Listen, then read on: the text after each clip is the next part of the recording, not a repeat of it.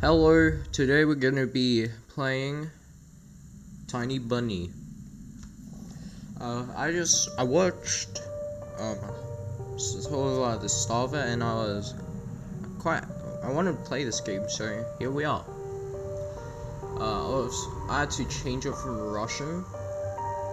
I think it's Russian. I don't know. Let's start it. And if you can see, I didn't get new stuff. So yeah. So you'll be able to see the stuff on the bottom. So let's start. The wind clawed at my window all night long. It wandered the fields and howled like a hungry beast. An endless song weaved from all sorts of voices, shrill, gentle, sneery, twined in the air. They were shouting and laughing, and arguing about something. Someone was running through the snow while casting long shadows that would occasionally creep close to my bed. Our house had a mind of its own, the creaky old mind of a building that had seen a lot in its days and was seemingly trying to share its wisdom with the inhabitants. The lonely house faced the forest, and the dark green thicket gazed back with its hollow eyes, rustling, whizzing, swaying back and forth. One could come out and stand at the edge of the forest to reassure themselves there was nobody behind the crooked trees. Fuzzy silhouettes swaying in the wind couldn't possibly do any harm. It's just a play of light and shadow. Just a play. I knew it was just my imagination. I was already 12 after all. Still. Oh. A little fox raccoon thing. Oh, okay. Hey, put away your book. How many times have I told you not to read on the table? It's bad for your health. Look how slouched you are. Ah, yes. A universe where you don't need a phone. Phones are healthy, I mean.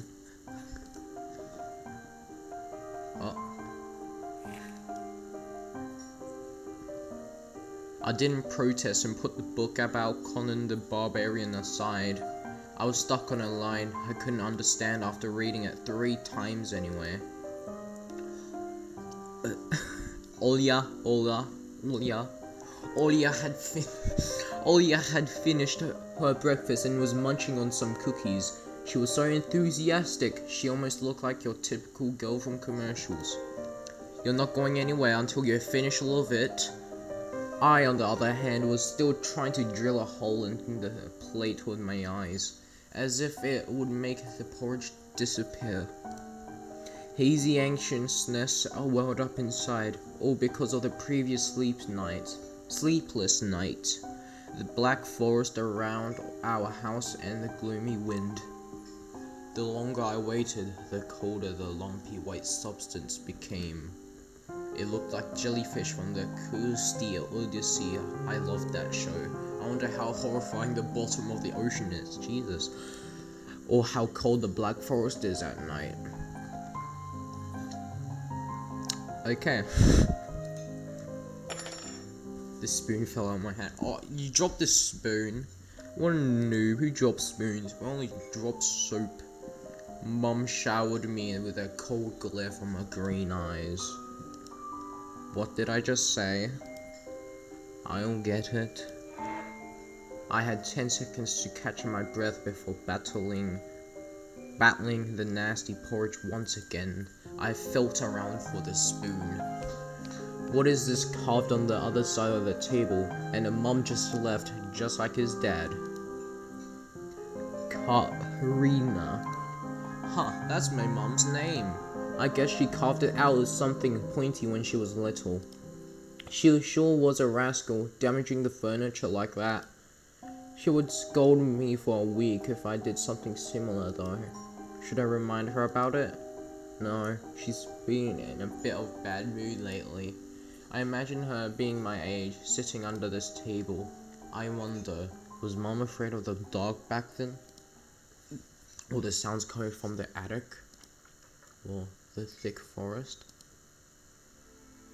I imagine my grandma coming into my little mum's room, sitting at the edge of her bed where Olia sleeps nowadays, and saying these in a soft, smooth voice. We're gonna do the opposite. No, I'll just do random. You get what I mean.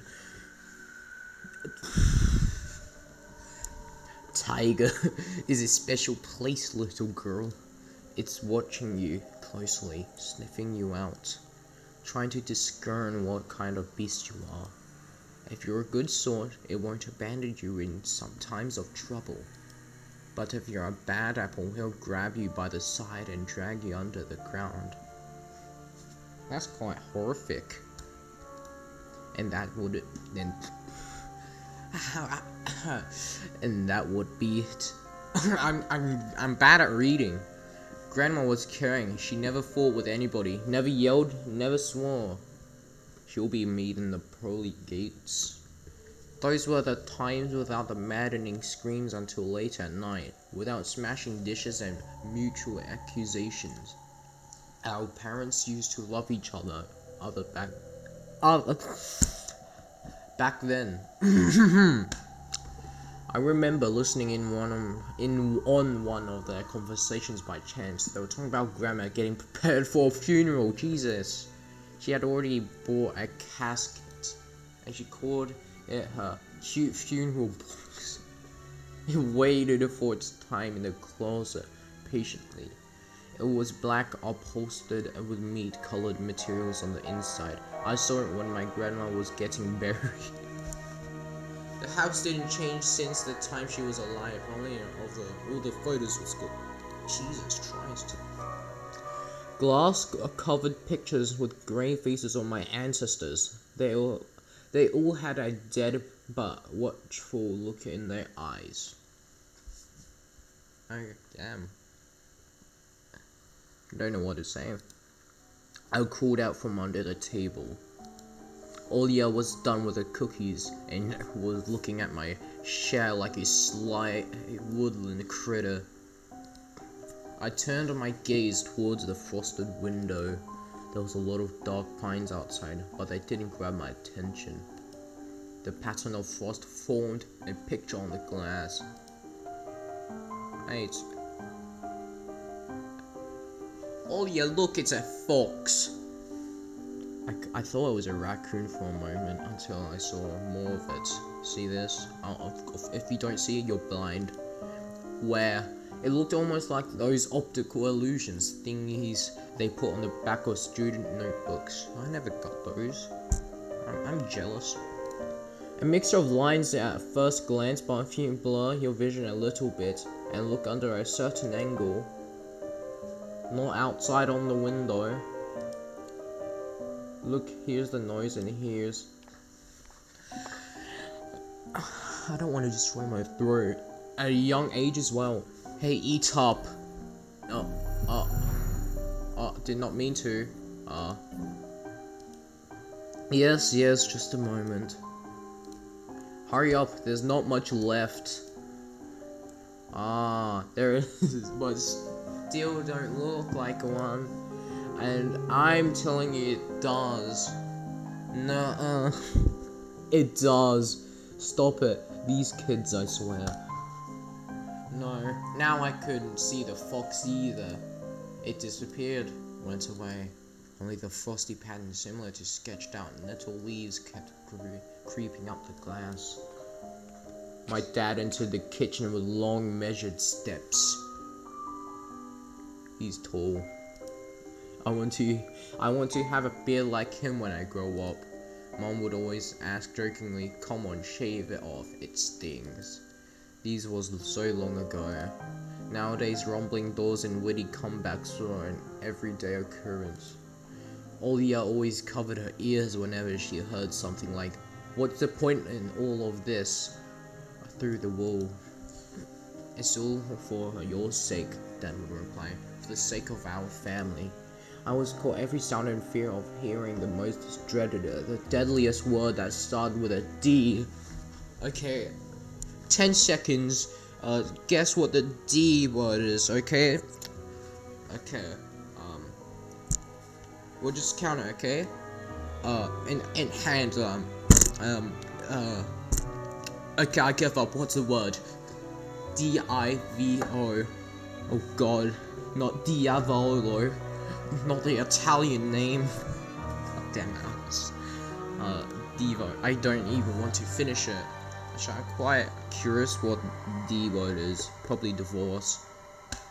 It was scary to imagine that me and my little sister could be torn apart and taken into two different families. Yeah, it's divorce. Anyway, your fox is nothing. I have an owl in my window. Oh. Okay. Has anybody seen?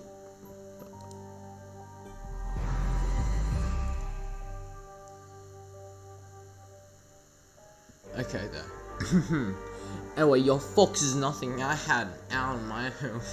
You and your owl talk again. You said you believed me just yesterday. Okay. Has anyone seen my car keys? I remember believing them on the windowsill. Right. Maybe you didn't and maybe not. You're a grown man, a father of two, and still. Karina, please stop. Just let me get ready in peace.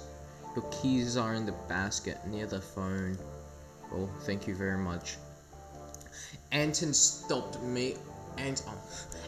making a martyr out of yourself and finish eating already. And the owl. Yeah. There was no owl. But there was one. It had giant glowing eyes. Oh, Jesus. Olya sprung from the chair and placed her hands on her little face, initiating a pair of eyes with her fingers the size of an apple each. Last year, you had a babai in your closet, and now this owl? What's a babai? I might have to look that up. But I saw it. It was a owl. Olya shifted her gaze back and forth from Dad to Mom to me, but couldn't find any support. Have you thought about befriending it? You know, like feeding it with imaginary mice. Oh god, don't bully our oh god. She's just afraid to sleep alone because she's still little. Olya pouted her lips in rebellion and rushed into the hallway. The staircase that led to the second floor creaked. Mom gave Dad a strict look. Oh, that look in her eyes, it's so uncomfortable to be pinned under it. I wonder why. Dad just snorted in reply and left, ringing with the keys he just found. A minute had passed and the theme song from The Little Mermaid echoed through the house. It was stored on incredibly worn out cassette tapes, which Dad already had to glue together once. It's so easy to fix objects, gluing them back together, for example.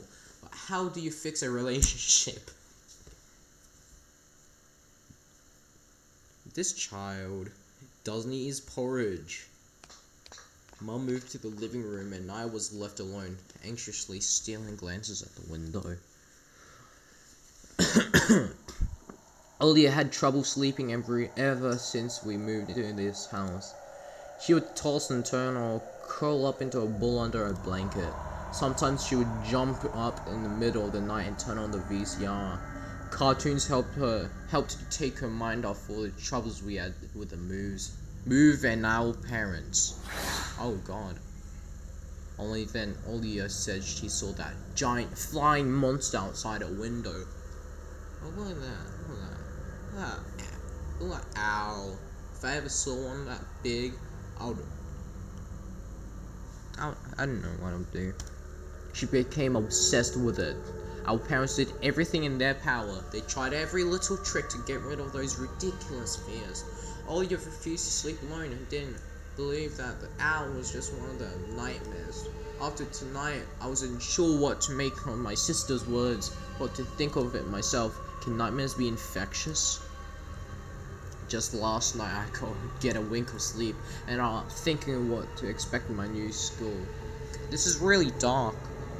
I like how you have a picture of a cat there. Yeah, dinosaur. There was a couple of days left before the beginning of a new term. My imaginations drew long, twisting hallways that led up to the classroom full of kids. but all the students behind their desks were simply dark figures cut out using a template.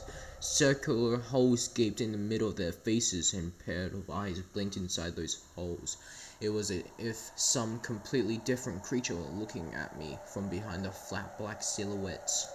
Their cruel glares filled with icy sneers made me shiver from head to toe. Will I survive here? Won't they gang up on me and beat me down, stomp on me with their bloodied shoes? The damn school can burn for all I care. Jesus. I just wish for anything to happen to it. Doesn't really matter what, I didn't want to go there badly. I didn't want to see the people who are just itching to smack me on the head, trip me up. I think of a new offensive name for me, worse than the previous one. This kid has gone through everything. I felt like the glasses I wore made me an outsider or some sort of monster. My gaze slid across the drawings hanged on the walls. I couldn't consider myself a great artist, but Olya begged me to hang them. Drawing was the only thing that made me happy as of late. The small circles of friends I had also enjoyed my paintings, and they promised to call me from time to time. Sometimes I imagine Mum picking up the phone and saying in a cold voice, "You got the wrong number," or Anton is not around. Anton is not around. I imagine my future classmates lying in their beds just like me, listening to the howls of invisible werewolves outside their windows. Oh, a creak. Maybe my new classmates will like me after all. But who would ever like a boy with thick glasses? I mean, my dad used to wear glasses when he was little, and now he's married to the most beautiful woman on the planet, my mom. The house creaked, pressed by the wind. The condo we used to live in, a 9th-floor concrete building, buzzed with the neighbors' drills, mumbled with a TV set from behind the wall, cried like a baby from the big family next door. I don't like that. It creaks. Stop that. Our current house, though I can't really call it new, was completely different. It was silent and easy going during the day. Its shadows lay dormant in the corners of the closet cobwebs and under the stairs. I don't know what's gonna happen, but they all woke up during the night. I don't like that thing. It's squeaking.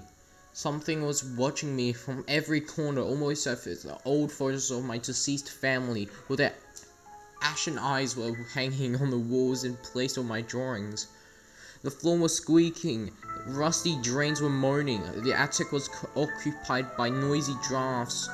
One could think the house was performing some sort of demonic melody, and then I realized I was, in fact, hearing music. It was already playing for a good while.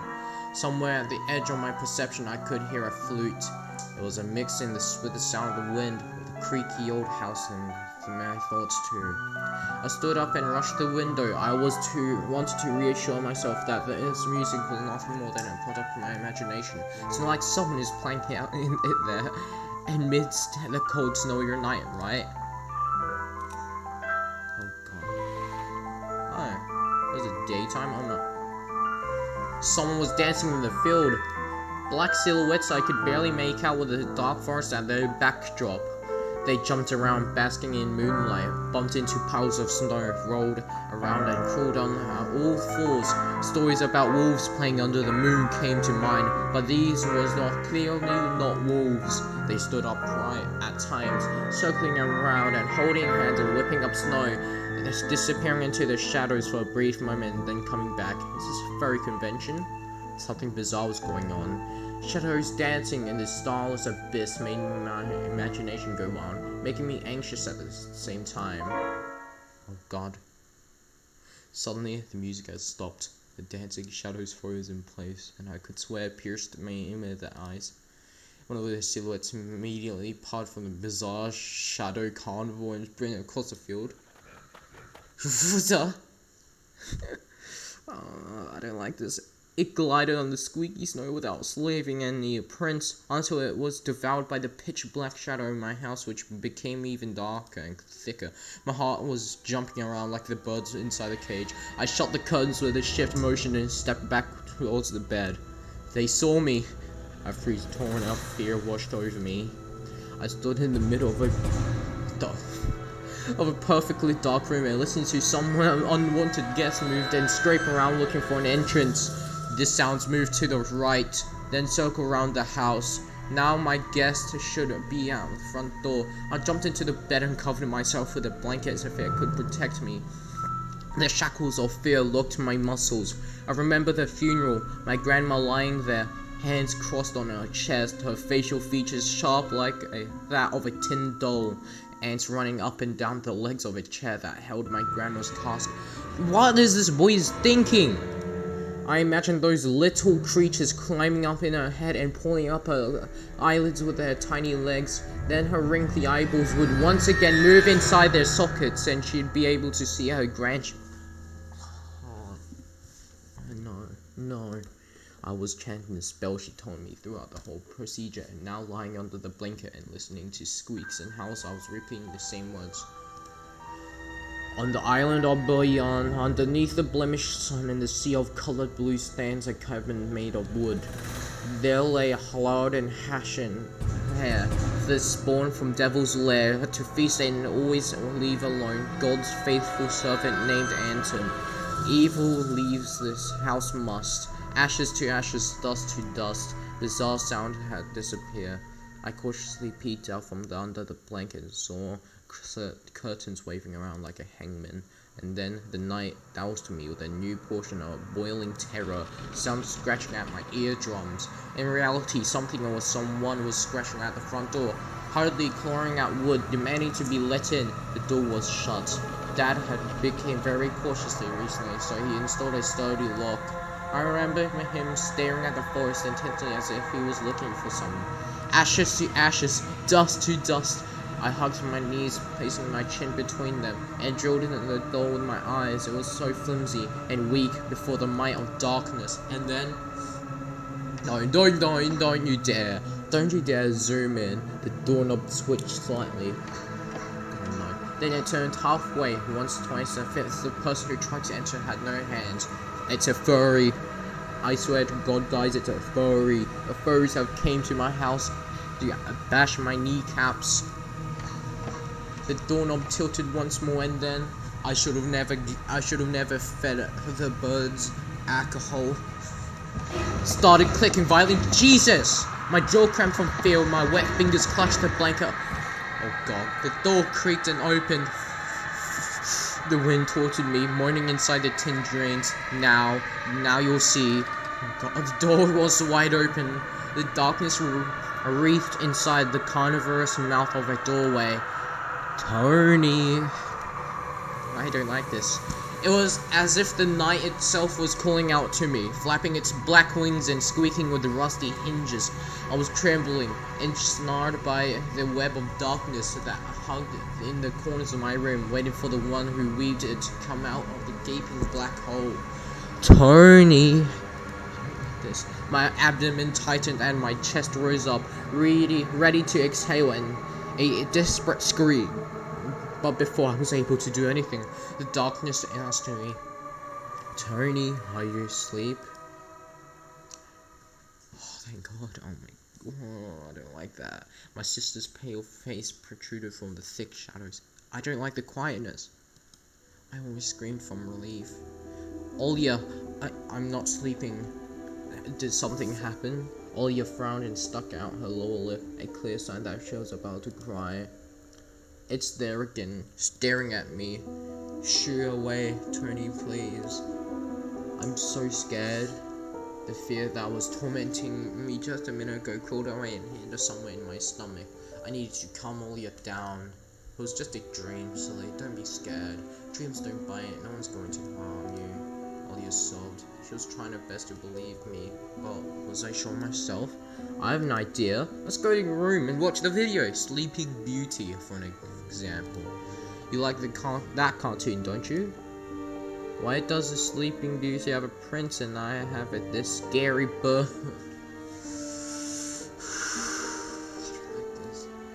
That question took me by surprise. Alright, let's watch Cinderella. My thoughts became tangled and fuzzy. What was that? What studied me with its eyes while dancing feverishly under the moon? The dark... Why is it quiet? The darkness was clinging to the window, and it couldn't be fooled by Grandma's old chants. It could be satisfied with a feast of lard and long ash hair. Tony, you coming? Yes, just a minute. Jesus Christ, man.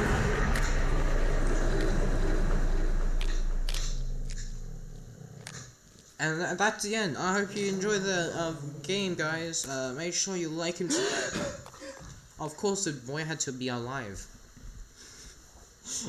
That's why I didn't want to laugh at Olia and her owl in the morning.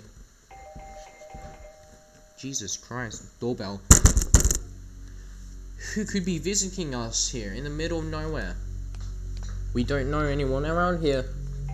I got the voice mixed up, even though I barely not. They're not the same. So persistent. Oh, I skipped one. I could barely hear voices coming from the front door. My mind was urging me to hide in the closet, under the table, behind the curtains where Olia always hide. Tony, come here. I felt like the kettlebells were tied to my feet, but I still dragged them toward the hallway. A couple of policemen towered over me in the doorway. They smelled like frost and worry. My mum always winced and grumbled the moment she saw patrol cars, worse than bandits. At the moment, though, she looked somewhat confused. Hello, Governor. Hello. The senior officer, who wore a grim expression, nodded. A boy had gone missing yesterday. His name's Vova. Look at this, please. Have you seen him? The policeman held out a photograph to me. I like this. The drawing thing. There was a ginger boy around the age of elementary school, picture with a wool carpet as the backdrop. He had a striped cat in his hand and wore a wide smile. Winning smile. Are you sure? Look closely. Where would I see him? I don't know anyone around here. I barely leave the house. Well, maybe you've seen him from the window. That's right, your window looks straight at the forest, don't they? The window. Oh yeah, dancing furries. No, I haven't seen anything. I see. He sounded tired by his eyes. His stare, long and heavy, was full of suspicion. I squirmed unwittingly under the weight of a guilt, which his giant shadow cast over me. The policeman finally tore his eyes from me and glanced over the hallway at the stairs and the cracks in the ceiling, which I haven't noticed before for some reason. How do you like your new place, by the way? Getting used to it? Getting used to it? Bit by bit. It's just our little daughters are missing the city a lot. Missing the city, huh? Have the locals been treating you well? Yes, everything is alright. Thank you. The policeman pierced through me one more time with his grey eyes. My head started spinning. Can I help you somehow? I asked them in a shaky voice that looked like a polite boy to end this unpleasant conversation sooner. Now that I think about it, you look just like one of my nephew's little fella. He's a witty boy around your age, who wears the same type of goggles. Always engrossed in reading those mystery novels. Told me he wants to enroll in police school when his family visited this summer. Wanted to help other people, just like me. See? I felt uncomfortable, as if a distant relative and not a police officer stood before me. You know what? Little boys like you should stay at home. Steer away from troubles. The time has changed so much. Mom interjected in a cold voice. You don't say. Ah, well then. What grade are you in, Tony boy? 6th? Have you made any friends here so far? Not yet. I'll be going to school for the first time after the break. Then I'll leave you then I'll leave you my number just in case. Call me if you have any new info. The policemen were gone along with their shadows, the smell of cheap cola and the photo of a smiling boy. His face still stood before my eyes. I wondered what it was like for him, being all alone there. For some reason, I thought of the force swaying in my mind. What did his poor parents feel? And what would my parents do if I had gone missing? Would they cry and thrash around hysterically? Or would they accuse each other like they always do and forget about me eventually? Mom, this is Vova. Did he go missing in our forest? Seems like a poor child. I looked out the window at the road. The police EAZ drove off towards the village. The officer's nephew came to mind when I was splitting off old paint from the windowsill. Sorry about that. Remembered all the teenage mystery novels from the Black Kitty series I've read this summer. Your average boys and girls investigated all sorts of mysteries there. They looked for clues, spied on suspicious people, and after a set of amazing adventures, BAM! Solved any complicated case. They became local celebrities and must have made their parents very proud. I noticed a trail of policemen's footprints that led to the forest, and then it clicked in my head. Why don't I start an investigation of my own? Maybe I'll find that lost boy, and I'll get a reward. Olya will be so happy. And not only Olya, Mom and Dad too. Maybe they'll even forget about their quarrels for a while. Maybe I'll even save us from the D word.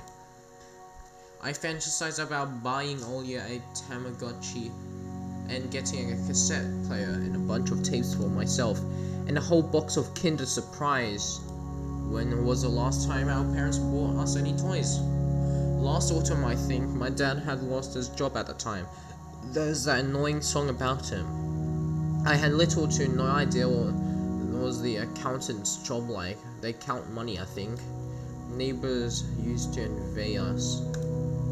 But nowadays, Mum and Dad barely had money to afford sweets, and Dad would always divide a single chocolate bar between me and Olya. Sometimes I gave her my share too. No matter how much I wanted to eat sweets, she was still just a pipsqueak. I couldn't wait to go out looking for clues. I'm going outside. Yeah, right. You want the police to go around with your photograph next? The forest is so thick. I want to make a joke, but I don't think it will be good.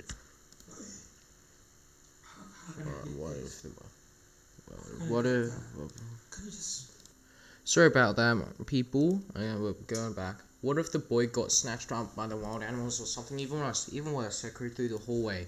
I won't go far. I'll stay away from the forest. Did you hear what I said, or should I repeat myself? Better go pack your school bag or play with Olya. The sound of splashing water came from the kitchen. It meant that the argument was over and Mum had the last word. Oh, sure. Oh, quite laggy. Okay, wait, no. You know what, we'll leave it here, okay? We'll leave it here. Let's see. Save it. We'll save it here. If you like it, make sure. Okay. If you like it, make sure you like and subscribe. Please. I'll play it again. You know. Maybe someday. So make sure you like and subscribe. Like what I'm saying. If you can see here, with 33 minutes. So yeah, so that's the recording. Yeah. And I think I'm stalling, so I'm just gonna end it.